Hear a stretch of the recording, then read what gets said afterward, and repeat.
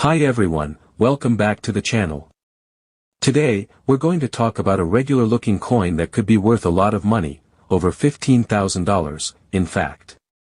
It's the 1965 Washington quarter, and while most of them are only worth 25 cents, a few special ones are incredibly rare and valuable.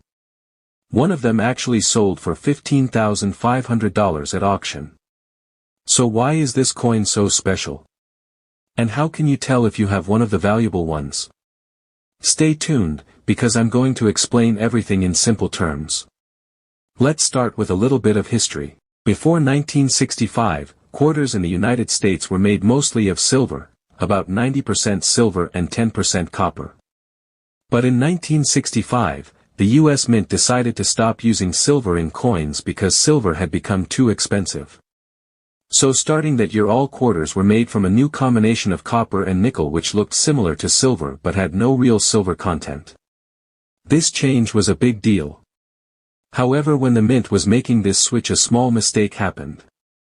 Some of the old silver coin blanks called planchets were accidentally used to make 1965 quarters. These silver 1965 quarters were never supposed to exist, and that's exactly what makes them so rare and valuable to collectors. Most 1965 quarters are made of copper and nickel and weigh about 5.67 grams. But the silver ones, made by mistake, are a little heavier, around 6.25 grams, just like the older silver quarters from 1964 and before. That difference in weight is actually one of the easiest ways to tell if your 1965 quarter might be one of the rare silver ones. If you have a digital scale that can measure in grams, you can weigh your quarter at home. If the number is close to 6.25 grams, you might have something really special on your hands. You can also do the ping test, tap the coin gently and listen to the sound it makes. Silver coins have a higher, clearer ring than regular ones. While it's not a perfect test, it can give you a hint. But even if your coin feels heavy or sounds different, that's not enough to be sure. If you think your 1965 quarter might be silver, the best thing to do is send it to a professional coin grading company, like PCGS, Professional Coin Grading Service, or NGC, Numismatic Guarantee Company. These experts can test the coin and tell you what it's really made of. They'll also give it a grade based on its condition. The better the condition, the more money it can be worth. One of these rare silver 1965 quarters in great condition sold for $15,500, and that's just one example. There may still be more of them out there, sitting unnoticed in old jars, wallets, or collections. So let's quickly go over how to check your 1965 quarter. Look at the date. Make sure the coin says 1965 on the front. Check for a mint mark. All 1965 quarters were made in Philadelphia, so there should be no mint mark on the coin. That's normal. Weigh the coin.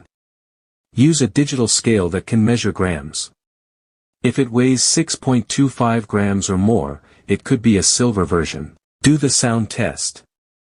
Gently tap it and listen for a high-pitched ring. This might mean it's silver. Get it graded. If you're still not sure, send it to a professional coin grading service to confirm. It's that simple. You don't need to be a coin expert, and you don't need expensive equipment. With just a little knowledge and a small digital scale, you can start checking coins right at home. Why do these coins sell for so much? Now you might be wondering, why would anyone pay over $15,000 for a quarter? The answer is all about rarity and condition. The silver 1965 quarter is a mint error. It's something that wasn't supposed to be made. That makes it extremely rare. Collectors love rare coins, especially ones that are unique because of a mistake. The fewer that exist, the more collectors want them, and the more they're willing to pay. If the coin is also in excellent condition, with no scratches or wear, it becomes even more valuable. This is why coin grading matters. A silver 1965 quarter in worn condition might be worth a few $100s.